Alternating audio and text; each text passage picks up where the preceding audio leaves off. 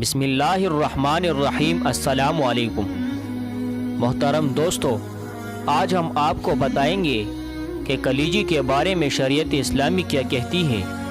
آیا کیا ہمارے نبی پاک صلی اللہ علیہ وسلم کلیجی کھایا کرتے تھے یا نہیں؟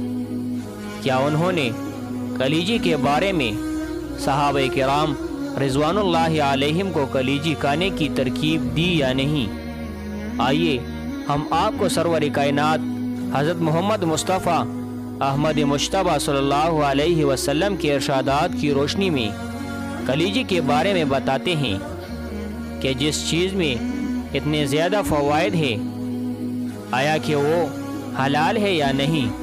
کیا ہمارے نبی کریم صلی اللہ علیہ وسلم کلیجی کا استعمال کیا کرتے تھے؟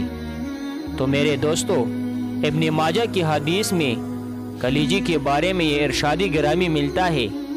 روایت ہے حضرت ابن عمر رضی اللہ تعالیٰ عنہ سے، فرماتے ہیں کہ فرمایا رسول اللہ صلی اللہ علیہ وسلم نے کہ ہمارے لیے 2 مردے اور 2 خون حلال کیے گئے۔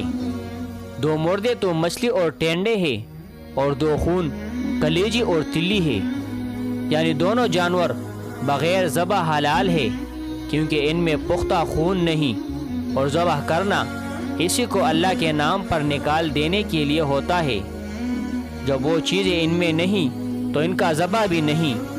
خیال رہے کہ مچھلی بہت اقسام کی ہے اور ہر قسم کی مچھلی حلال ہے، مگر ذبح خانہ درست ہے۔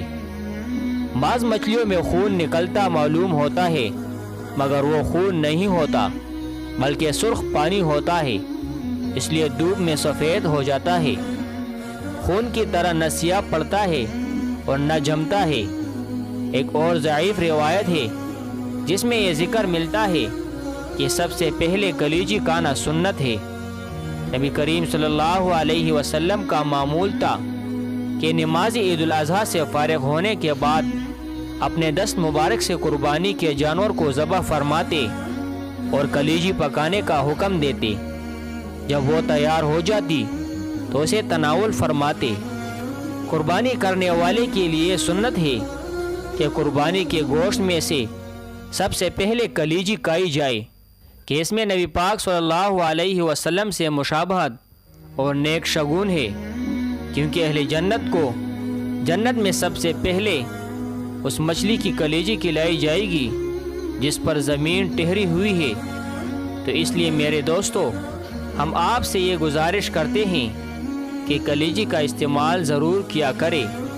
اس کا کھانا سنت ہے اور میڈیکل کے لحاظ سے اس کا کھانا صحت کے لیے بہت زیادہ فائدہ مند ہے۔